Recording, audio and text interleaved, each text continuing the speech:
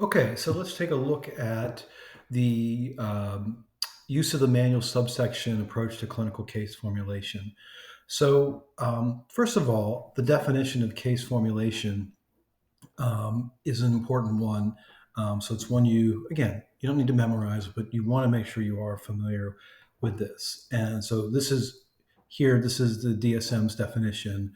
Um, An assessment of any individual case formulation reflects the careful clinical review and careful consideration of clinical history and concise summary of social, psychological, and biological factors that may have contributed to developing a given mental disorder. So, what that means for us, that means about going through the steps of gathering all the data and analyzing the data in the context of the of the DSM criteria. So what you'll see here, and I'm going to walk you through this. So this has direct ties to how we do our virtual case study, right? So walking through the gathering the data and then forming the diagnosis. So this is from your syllabus. So this um, virtual case study assessment template is deliberately reflective of this section of the DSM. So, case formulation is about making sure we're getting all those factors in: symptoms, circumstances, uh, micro issues, macro issues, things where identity may be part of the picture or an influential factor, and macro circumstances, historical and or present, may be immediate factors or even indirect factors in the individual's current presentation. The other thing I'll say about this is that this is not just limited to a given mental disorder. Now, this is not stated explicitly by the DSM, but implied by it. And here's what I mean: the this case formulation process, this process we're talking about here, going back to how we're going to do these virtual case studies, is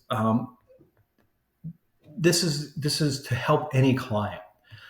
So where the DSM implies this but does not state this explicitly is, remember that the DSM tells us through the writing, through the text, that that a person does not need to have a diagnosable mental disorder or mental health condition, as I prefer to call it, for them to need and be eligible and have a right to treatment.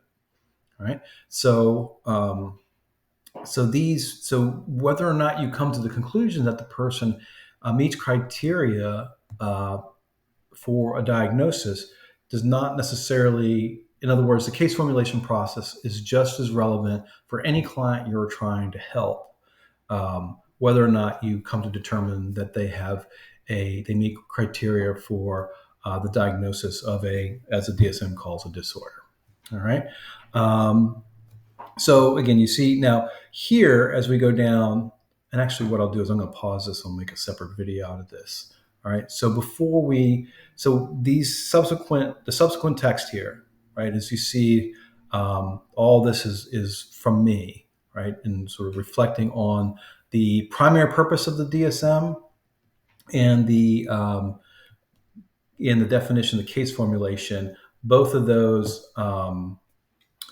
Are this longer part here is a reflection not just of these two concepts in the DSM, but also how we're going to approach our case studies in this course, because this is how I'm going to recommend you approach your client work, in field and your practice after graduation. So I'm going to pause there. So I'll dedicate a video just to walking through these categories here. Okay.